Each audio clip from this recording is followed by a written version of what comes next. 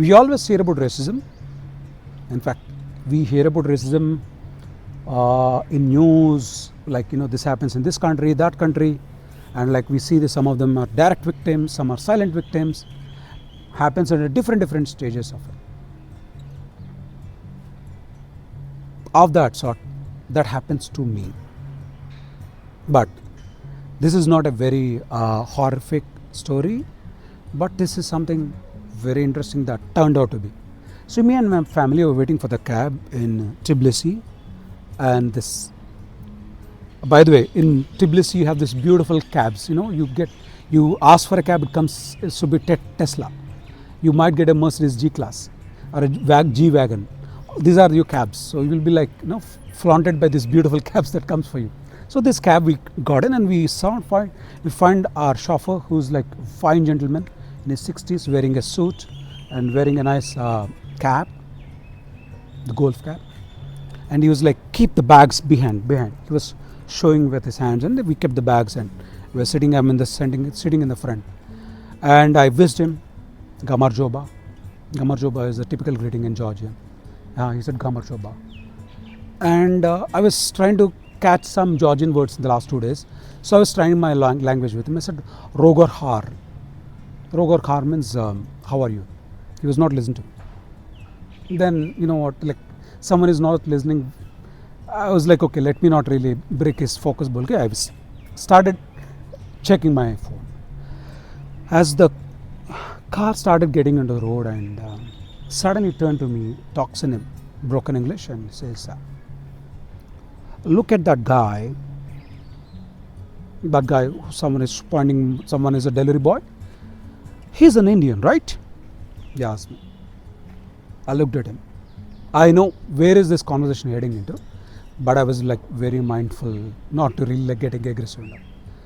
I said, maybe sir, maybe not.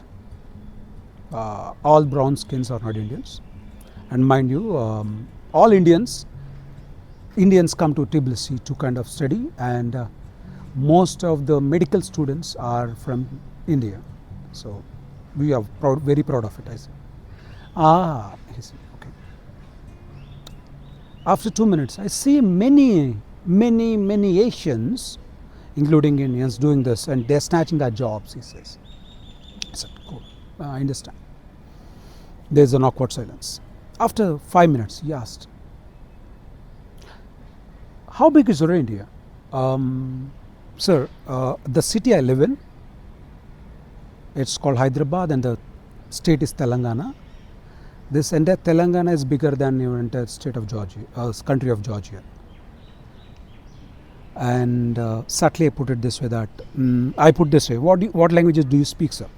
Georgian, he says, and a bit of Russian. Glad.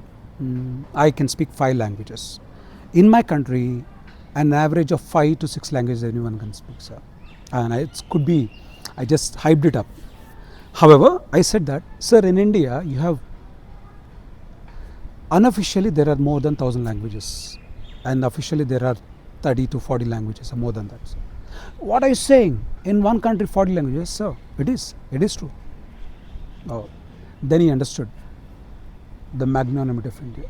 Then there is again an awkward silence. After 2 minutes, he was asking, can you do me a favor? Can you tell me how to identify who is Indian, who is not? Who is Bangla, who is Sri Lankan, who is Pakistani, who is Indian? By the skin. This is the heights. My family behind, they were like already turning aggressive. It's like, you know what, get out of this car. I was like, I had a smile on my face. Then I said, it's very tough, because features wise, we have this similar features, sometimes not. We can't really like differentiate, even sometimes we will not differentiate. Let me ask you a question. You're all white. Can you differentiate yourself? That guy is in Russian, that guy is an Albanian, that guy is an Armenian, as of France or someone. Can you do that? There's no answer. It's tough, sir. It's very tough. Just by the color, we can't really define the races. It's tough for brown, it's tough for black, and it's tough for white. Then he was like, had this smile, which is like, beyond digestive smile. He was like, huh, right. Then slowly the human in him started kicking in, and he was talking normal. And suddenly, after 2 minutes, he says, he was singing, Jimmy, Jimmy, Jimmy, Jimmy, Aja, Aja, Aja, Aja, Jimmy, Jimmy. You know the song, he says. Of course, why not? Midun Chakravarti. Oh my God. We grew up watching his movies.